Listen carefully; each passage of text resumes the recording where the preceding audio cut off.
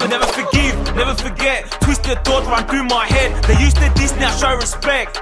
Still show 'em disrespect. Not that type to pout and pose, boy. And I pose a threat. Say how it is, my mouth has no filter. Still yelling no effect. Welcome, Paul. Thank you for having me. You're absolutely welcome. We're just going to do a special edition Muscle Talks podcast, okay?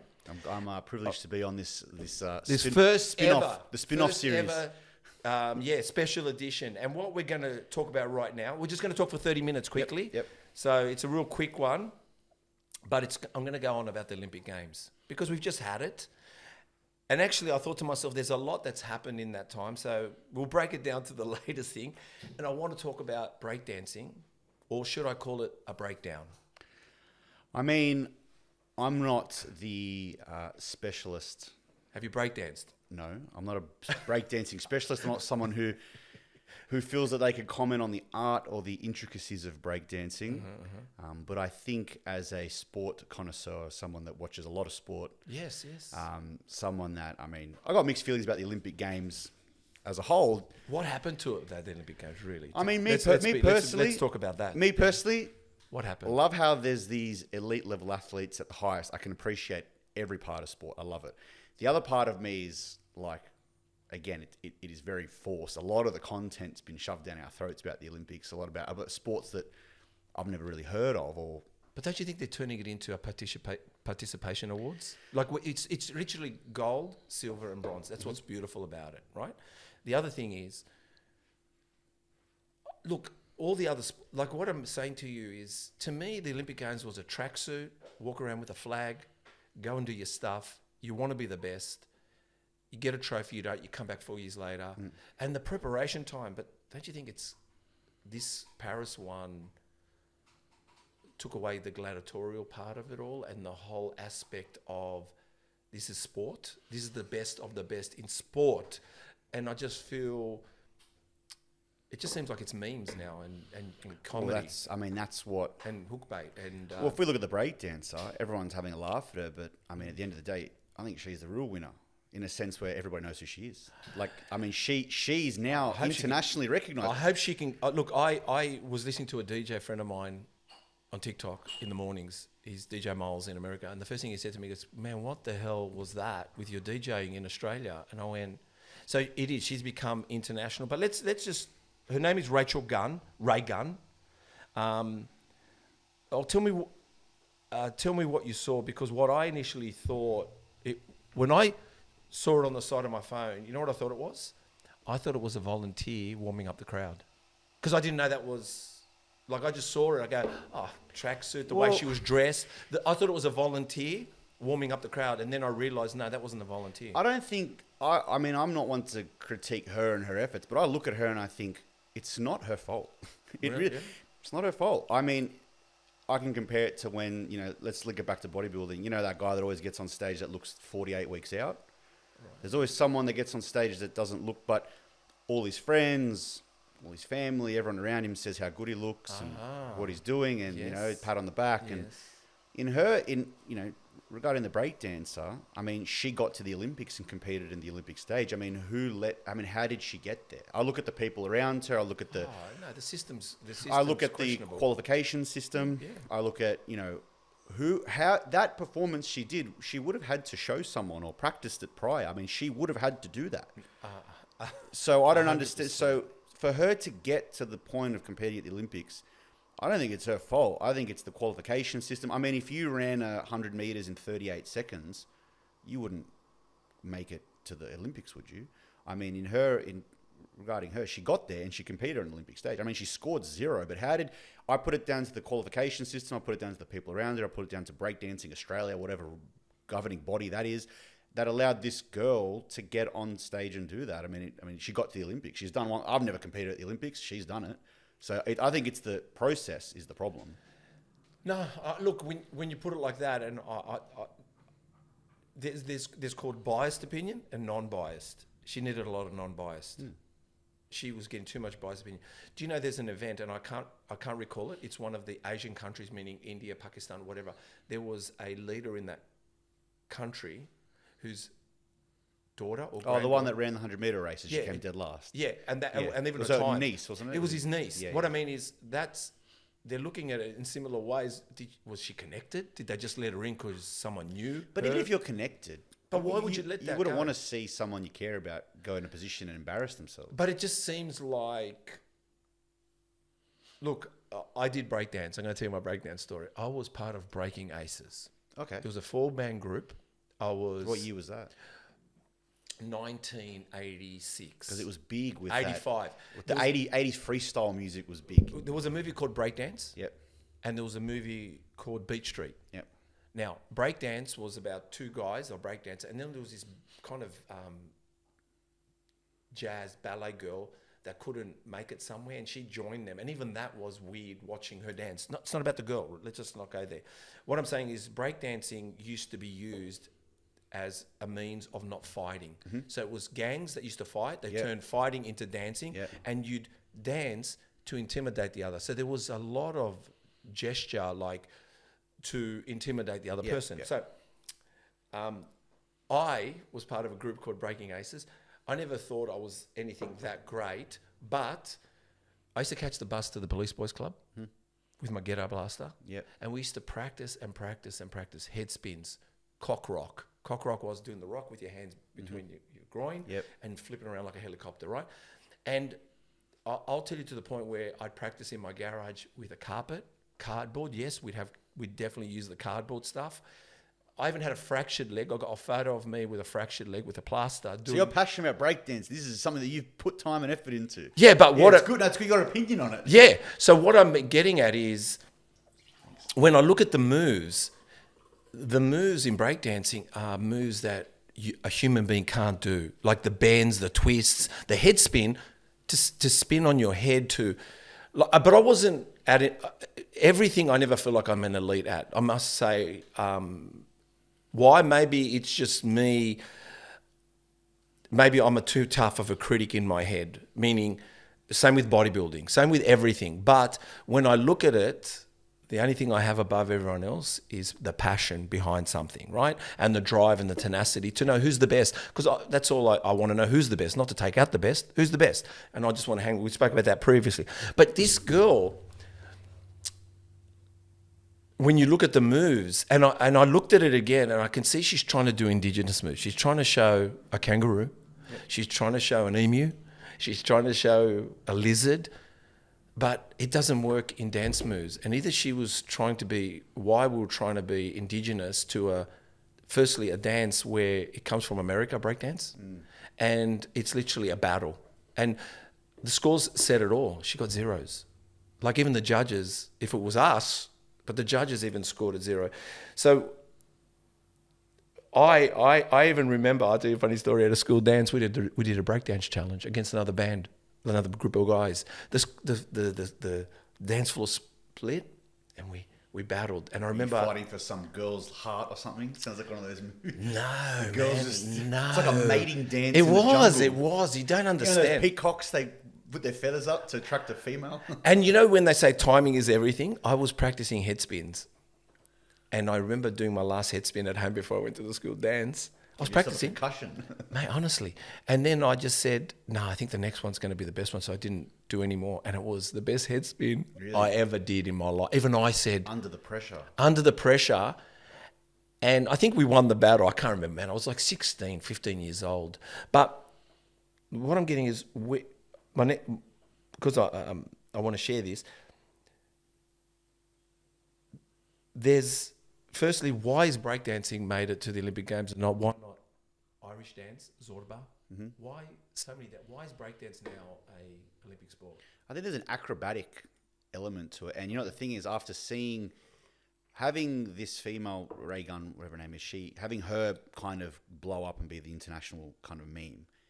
I think people forget the other Australian competitor. I don't know his name, but he was great. I saw his routine. Yeah. And I mean, that was art. Yes. I mean, it is art. That is very difficult to do. I combine it, like we look at the gymnastics and we look at other sports, and this is an element of that where it's kind of like off the cuff, like it's very raw. And I can see the sporting element to it. I'm with you on that. I definitely can see not everyone can just show up and do what those guys are doing. Man, I tell you, we practiced. I caught the bus. And it was sold out. I think people forget that if you look at the ticket sales, I mean, if we look at the ticket sales, and I could sit here and say, if we say there's a sport, whatever, we make up a sport, I don't know, volleyball, whatever, no one's going to volleyball, then I'd question, be like, well, there's no real demand for this. Yes. But if there's a very, very high demand for something, people are interested. So it's almost earned its way there just purely from people's demand. It's sold out every single day, breakdancing. Well, think about something you said. It's made me think it's gymnastics in a dance, right? And so, in other words, it's going to hype the crowd up because there's music playing. Oh, it's great. It's great. Remember, sport is entertainment. Yeah, everything's entertainment. Everything. So if we've got sport, I mean, it's very entertaining to watch elite level in anything we choose. And I think breakdancing is something that the crowd can get involved in. There's genuine feeling when you're watching it. So at its elite, at the highest of high, yeah, of course it can qualify as a sport. I mean, is it traditional sport? No, but I think that's where times are changing now, where the Olympic Games, in my opinion, has fallen behind in terms of its demand. People, there's so many competitive sports now internationally played. Look at soccer, how big the World Cup is. Just international, like even tennis, golf, all these things. We have access through streaming services. We can watch every sport in the world now. And I feel like the Olympics sticking to being too traditional, it's almost fallen behind in terms of getting the young crowd. You and I can sit here and say, Sydney 2000, Athens 04, we can bring back to these memories of Ian Thorpe and all these crazy Olympic memories. But this new generation, they got no attention span. They need something they need to keep this going. The Olympic Games, they're not thinking about today and tomorrow. They're thinking about how's this going to be relevant. How do you keep something relevant every 4 years? Every 4 years. You're not going to go watch shot put on a Tuesday a year after the Olympics. You don't really care about it. But don't you think though, that, I don't know, look, this opening ceremony, I know it's the biggest subject, and it's not about religion, it's not about anything. What I mean is, don't you think you like soccer when it's the World Cup soccer, for the fact is that they play homage for the game, and it gives it true, it's not about change, I don't think soccer needs drag queens to come into it. What I'm trying to say, hear me out, because it's not about drag queens. What I'm saying to you is it doesn't need guys in cholia suits.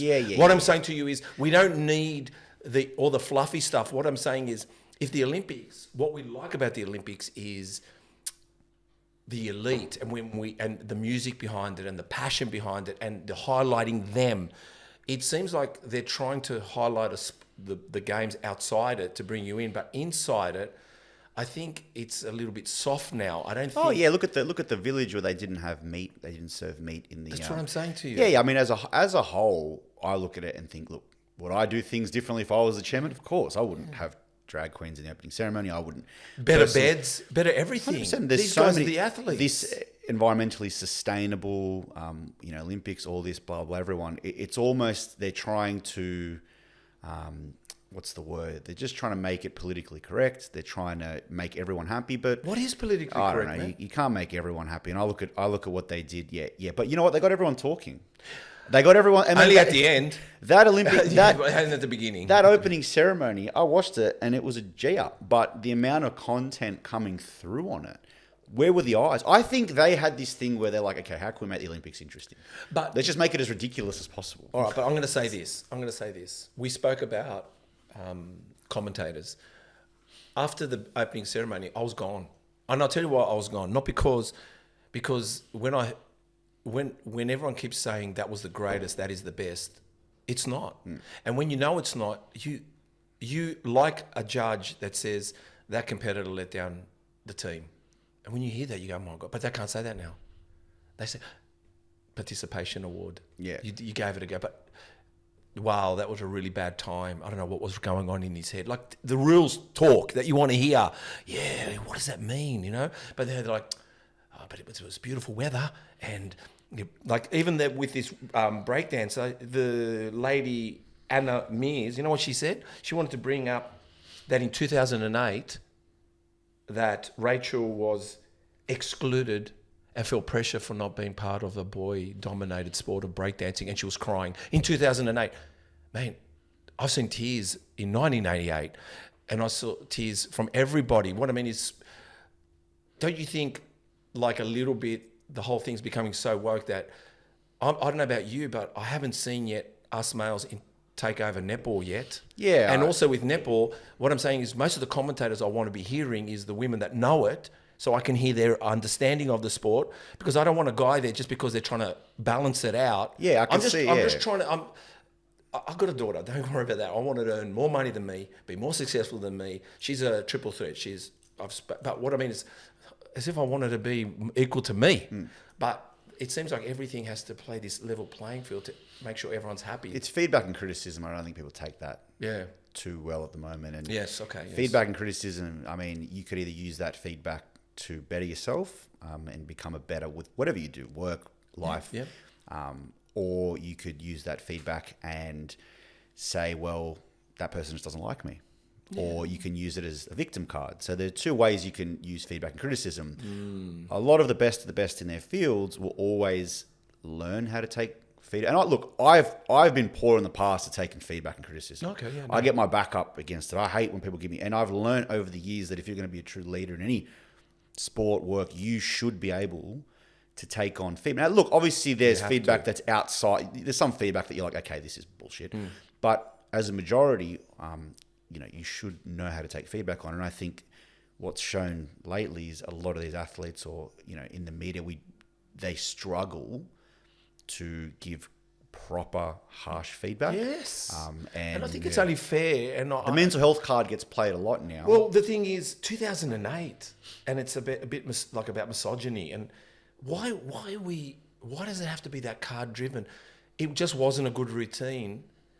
But she's famous. You're right. Good on you. I hope she can handle it, because she's the most spoken woman in the world. She should bank on this now and actually fight to actually go back into the Olympics in 4 years and do a routine that's going to blow us all away again. Let's look at like other sports, for example. What is a coach of a team? He's the big dog. Yeah. The coach of the team is the one that takes the bullets. Yeah, of course. So let's just say his star player had a shocker. Yeah.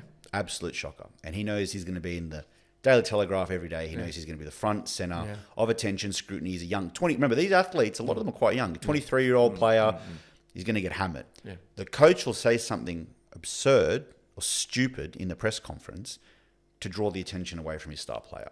But that's what they do.